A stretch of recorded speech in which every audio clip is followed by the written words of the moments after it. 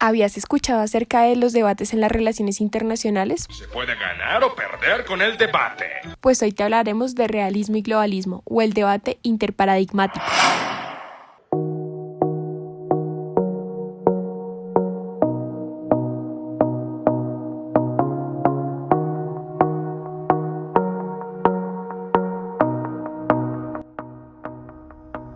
El panorama mundial ha pasado por diversos cambios. La globalización es el más grande paso para la expansión de las teorías ya existentes y, asimismo, para el cuestionamiento de las mismas. Es por esto que nuestro debate es una apertura a lo que hoy en día se conoce como neorrealismo y neoliberalismo.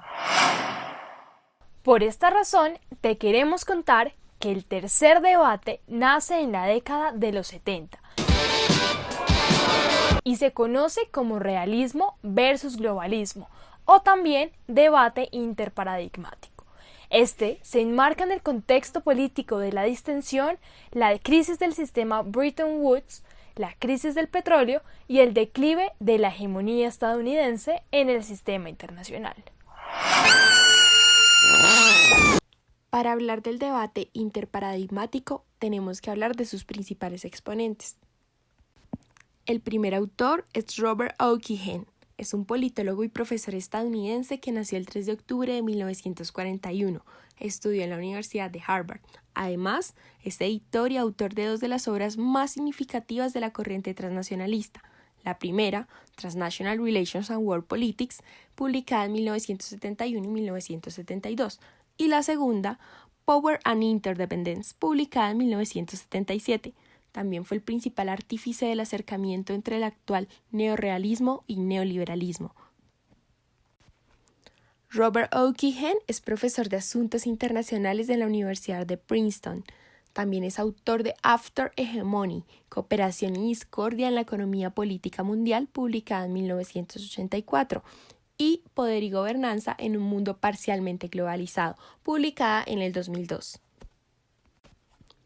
Se ha desempeñado como editor de la revista International Organization y como presidente de la International Studies Association y la American Political Science Association. Ganó el premio Grawemeyer por el orden mundial para mejorar las ideas en 1989 y el premio Johannes Kite en ciencias políticas en el 2005. Es miembro de la Academia Americana de las Artes y las Ciencias, la Sociedad Filosófica Estadounidense y la Academia Nacional de Ciencias. Ha recibido títulos honorarios de la Universidad de Aarhus, Dinamarca y Sciences Po en París. Es miembro de Harold Laswell de la Academia Americana de las Ciencias Políticas y Sociales. Joseph Samuel Nee nació el 19 de enero de 1937 en South Orange. Nee es un geopolitólogo y también profesor en Harvard, además de ser el cofundador de la teoría del neoliberalismo de las relaciones internacionales. Dichos planteamientos fueron plasmados en el libro Poder e Interdependencia, uno de los más importantes para quienes estudian el transnacionalismo. Por muchos años se desempeñó como secretario adjunto de Defensa para asuntos de seguridad internacional, lo que le permitió destacarse en temas de política internacional. Por otra parte, fue uno de los pioneros en desarrollar el concepto de poder blando en las relaciones entre estados, la capacidad de un actor político para influir en las acciones o tomar partido sobre los intereses de otros estados. De igual forma, fue de los primeros en contemplar el término Smart Power, o poder inteligente en español, que consiste en una mezcla de poder duro y poder blando, que se reflejó en administraciones como la de Clinton y la de Obama. Se ayuda a entender con los planteamientos del autor Robert Keohane, editor y autor de las dos obras más significativas de la corriente transnacionalista. En la primera de sus obras, titulada Transnational Relations in World Politics, publicada en 1971, y en su segunda obra más importante, Power and Interdependence, publicada en 1977. Este políglota es el principal artífice del acercamiento actual entre neorrealismo y neoliberalismo. También, junto a los aportes de Joseph Nee, tendremos una perspectiva de las consideraciones del tercer debate antes de convertirse en el diálogo neorrealismo, neoliberalismo, es decir, el cuarto debate.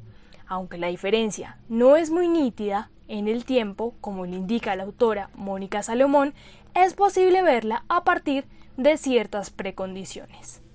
Aquí podemos encontrar el rechazo de los defensores del transnacionalismo a crear un paradigma alternativo al realismo.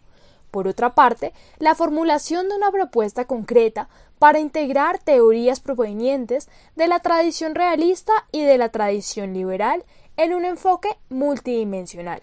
Y también el acercamiento de posiciones como consecuencia de la reformulación del realismo en neorrealismo.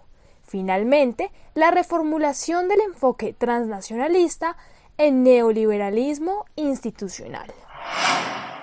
En este debate se cuestiona la interpretación de la realidad internacional de los enfoques realistas hegemónicos en la disciplina desde fines de la Segunda Guerra Mundial. Se cuestiona el realismo o el estatocentrismo del modelo realista por medio del transnacionalismo. Considera que un mundo cada vez más interdependiente, las teorizaciones basadas en la preponderancia Estado-nación eran juzgadas por insuficientes para explicar la realidad internacional. Temas como la interdependencia y fuerzas militares eran también cuestiones centrales. Al respecto de la configuración del debate y a diferencia del debate realismo-idealismo, el debate realismo-transnacionalismo fue un debate real. Dentro de la obra editada por Ray Maguri y Bernard Weinberg, Globalist vs. Realist International Relations Theory Debate, ambas partes discutieron los méritos respectivos del enfoque estatocéntrico y la noción de interdependencia. No obstante, fue un debate basado en contraponer una serie de argumentos a otros sin que existiera una voluntad clara de volverlos compatibles. Prevaleció una percepción mutua de que la posición contraria estaba basada en supuestos falsos y no hubo disposición para modificar sus posiciones.